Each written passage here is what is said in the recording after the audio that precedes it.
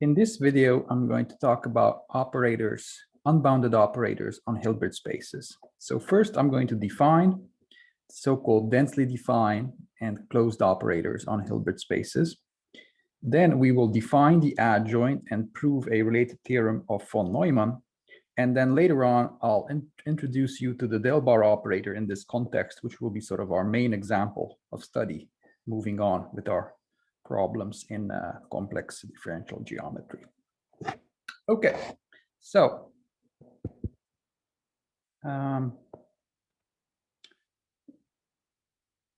we'll be working with an operator T, whose domain will be dom T, and the image will be somewhere inside a Hilbert space H2. So dom T is a subspace of a Hilbert space H1. So I should have started with saying H1, H2 are Hilbert spaces.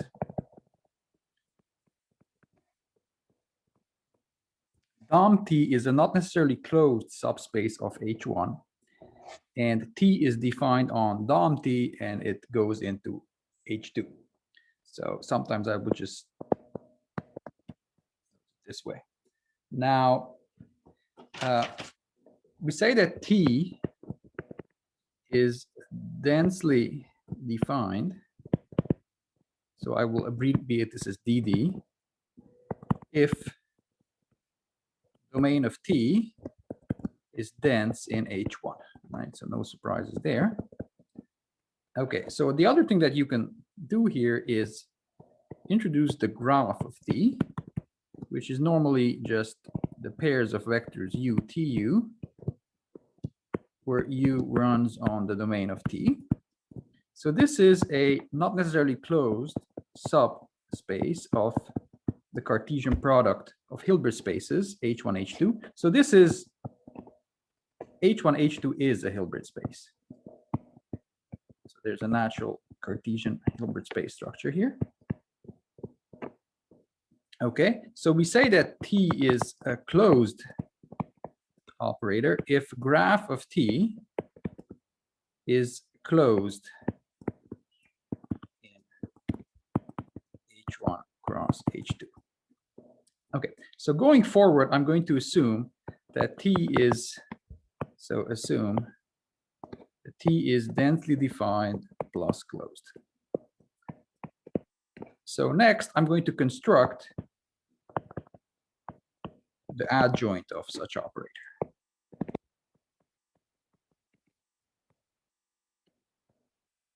Okay, so T star will obviously go in the reverse direction, but an issue with densely defined operators is first you need to define their domain of definition.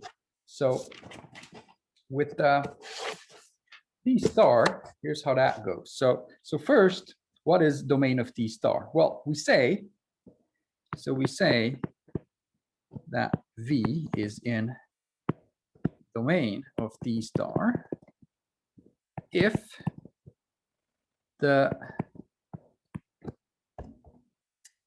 map from X to Tx inner product with V. Okay, so this is the inner product of H2. So is bounded on dom T. So all this means, right, bounded on dom T, means that Txv should always be less than a fixed constant times absolute length of X, right, for all X in dom T. Now, since domain of T is dense in H1, right? You know by the Ries representation theorem. So by the Ries representation theorem in Hilbert spaces, you know that this correspondence, let's call it phi. So phi extends to continuous functional H1. Moreover, and this is where I'm using Rees, moreover, there exists a T star V in H2, unique, such that phi is represented by this vector. So that means that TXV should equal X T star V. So in H1, so up here.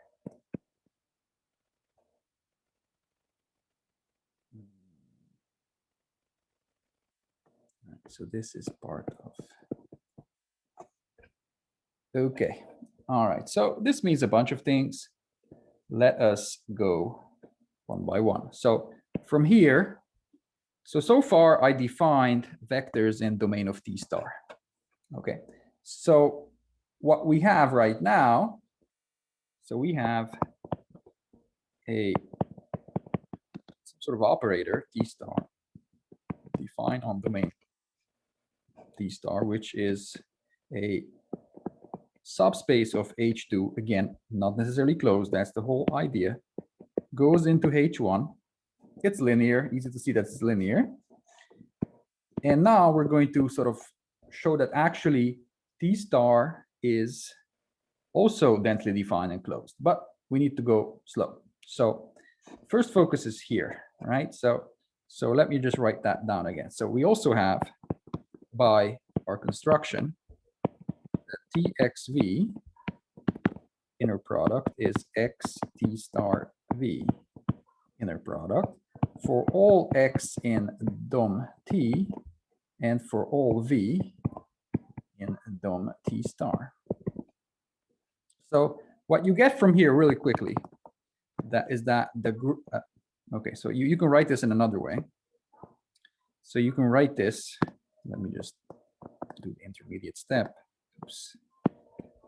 You get that, so X star V1 plus minus TX V2 is equal to 0. Okay, so what you get from here, perhaps there's an easy exercise for you somewhere in there, is that the graph of T star is nothing but the graph of T perp, right? Where perp is with respect to the inner product on H1 cross H2, right? So inner product on H1 cross H2, you know, just to make sure everyone's on board. So this is the inner product on H1 cross H2. So you just sum up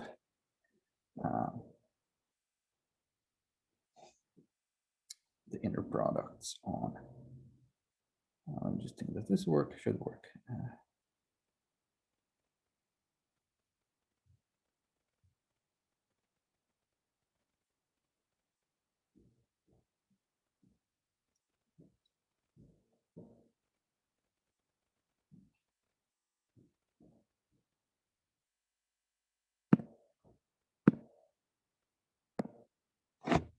Okay, so here is perhaps a much needed reminder on the definition of the inner product on the Cartesian product.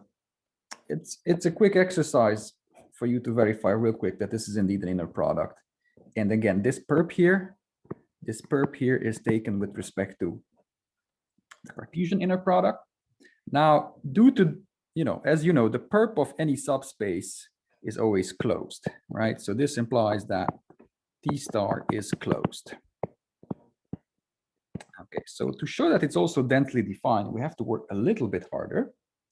So let's do that. So we know that H1 cross H2 is nothing but, due to this fact here, is nothing but the graph of T perpendicular perpendicular direct sum with graph of T star. Again, why? Well, because this is GR T perp, right? So basic Hilbert space theory right there for you. So that means if I'm picking here a vector uv, I can write that uniquely. Okay, so here I made a small typo, right? So it shouldn't be graph of t, but rather graph of minus t. Sorry about that, right? I mean, if you look at this identity here, it's sort of self-explanatory. And then the same thing here, graph of minus t. All right, the net effect is the same. The conclusion is the exact same thing, but I have to write something different here, right? So I have to write x minus tx plus t star y, y, right? Again, so x is in a dom t, y is in dom t star, and these are also unique. All right, now let's assume, so what happens if u is equal to 0, right? So let's assume this. One can always do this, right? So if u is equal to 0, then we get here that 0 equals x plus t star y, and v equals minus tx plus y. Okay, so what I can do here, right? So x is equal to minus t star y. So I can just plug that in here. So I can continue t star y plus y. Okay, so I'm taking inner product with y to get inner product t star y plus y inner product y. Here I'm using the adjoint property t star y plus y. So I get this nice identity. Okay, so here's the catch. Now let's also assume that v is from dom t star perp. So if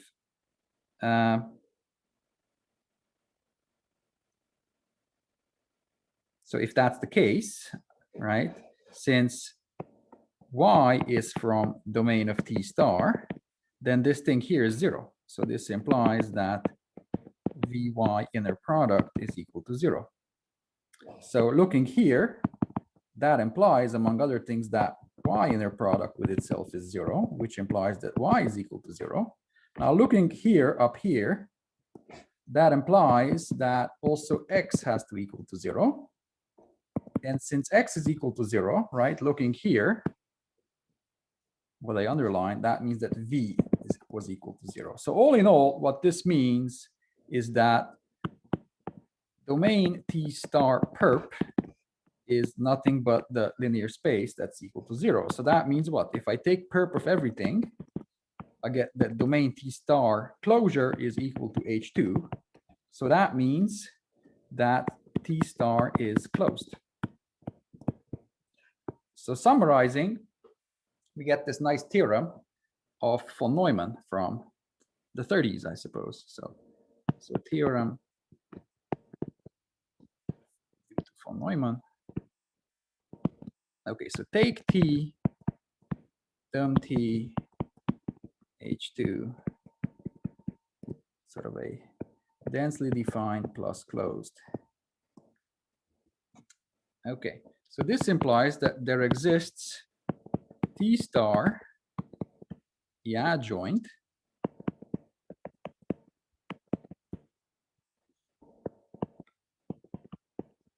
right, so it goes into h1, which is also densely defined plus closed.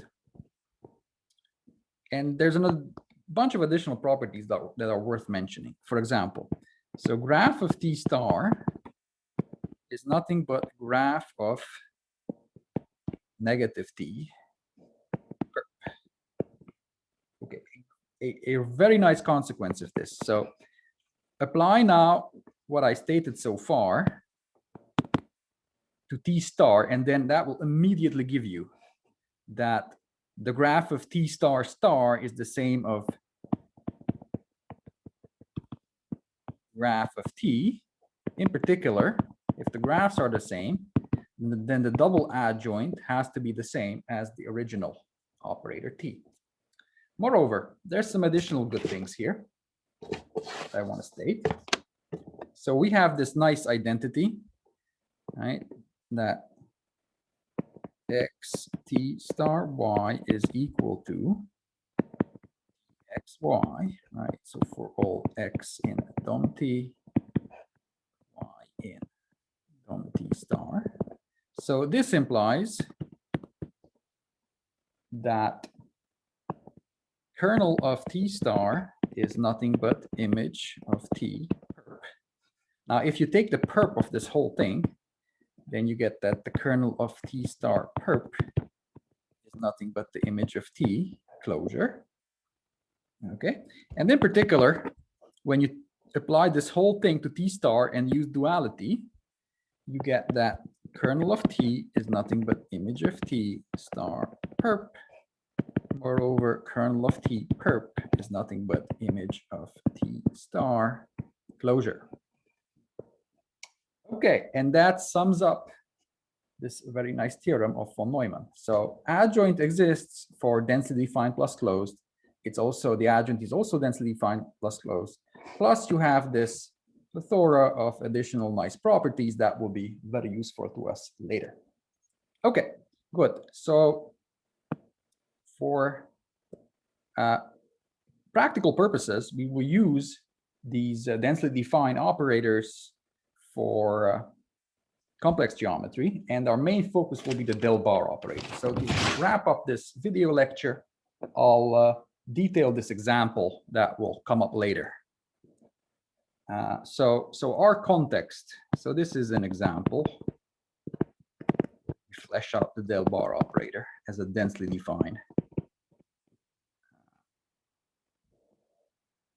operator between Hilbert spaces. But what's the context? So we have a Hermitian vector bundle sitting on top of a Kähler manifold.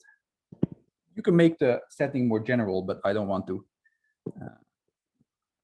get lost in the details. So this is compact Kähler manifold, and this is a Hermitian holomorphic vector bundle.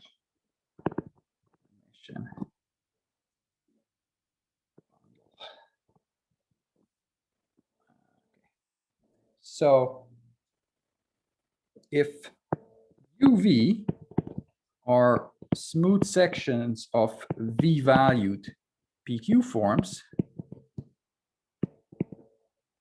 oops, so V-valued PQ forms. Okay, there's a natural inner product between UV. So let's denote this by PQ. PQ inner product. So what's going on is that this thing, right, does have a C, a natural C Hermitian inner product using W, right? So sorry, omega for the PQ form part and H for the vector bundle part, right? So Hermitian inner product we will denote by HPQ, right? So we talked about this quite a bit earlier. So here you just integrate HPQ UV. So this is now a C-valued function. So what you do is you integrate it with respect to the volume form of the Kähler metric.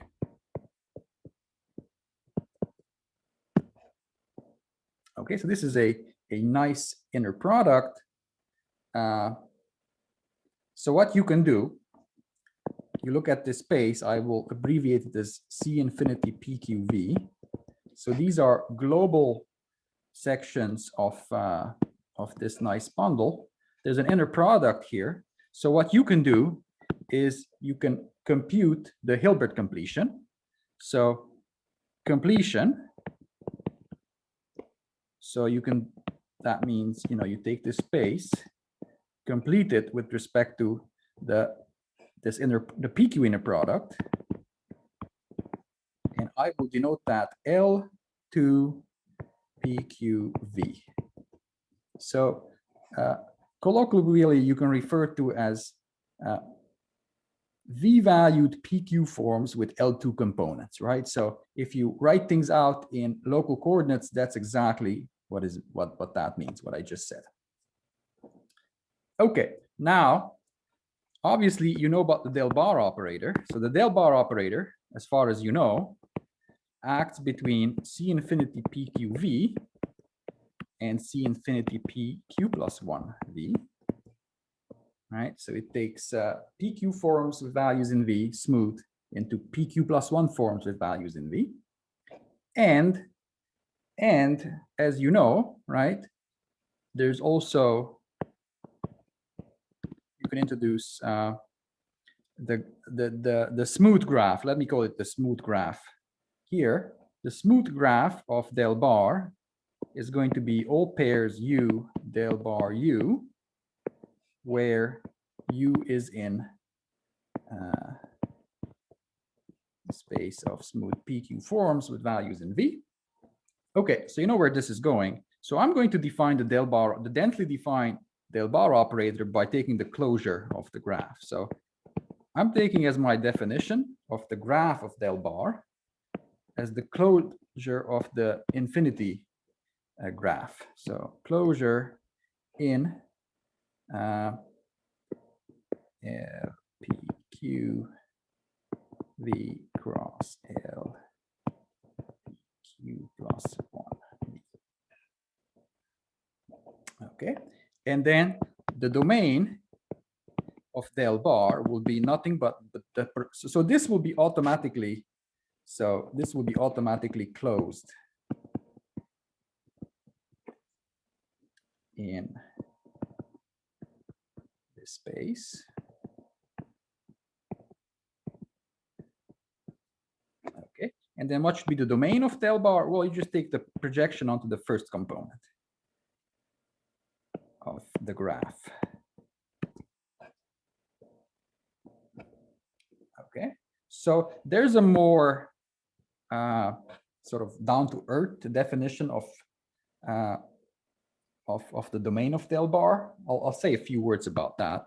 So obviously, but before I get into that, obviously you see that the C infinity PQ of V is going to be a subset of domain of del bar. Now this already is dense in L2 PQ by definition, right? So from all of this, we get that del bar defined on dom del bar to L2 PQ plus 1V.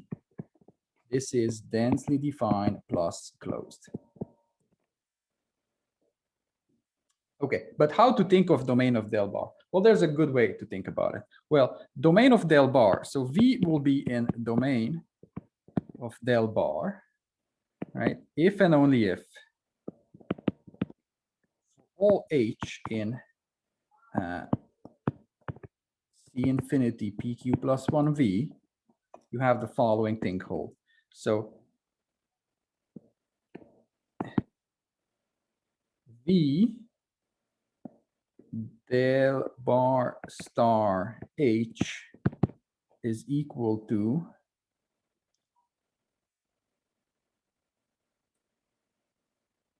okay, maybe I want to phrase it slightly differently. So if and only if,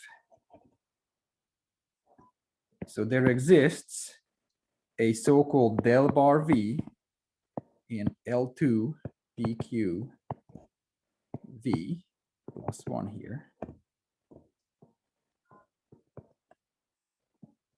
such that this identity holds for all H C infinity PQ plus 1. So, right, so this is the PQ inner product, this is the PQ plus 1 inner product, and then this adjoint here is the formal adjoint of del bar, right? So we know how to compute that, especially for forms with smooth coefficients, which the A satisfy, right? So you can think of here del bar as sort of a distributional extension of the del bar operator acting on smooth forms. Okay, so yeah, there is a small exercise hiding here. So this is an exercise that you're in the domain of del bar if and only if this property holds. All right, good. So hopefully this was a good introduction to densely define unbounded operators on Hilbert spaces and why they will be important for us. Moving on, I will show a theorem that will help us solve del bar problems in the context of complex geometry, something that will be important for us in the next lecture. So stay tuned for that.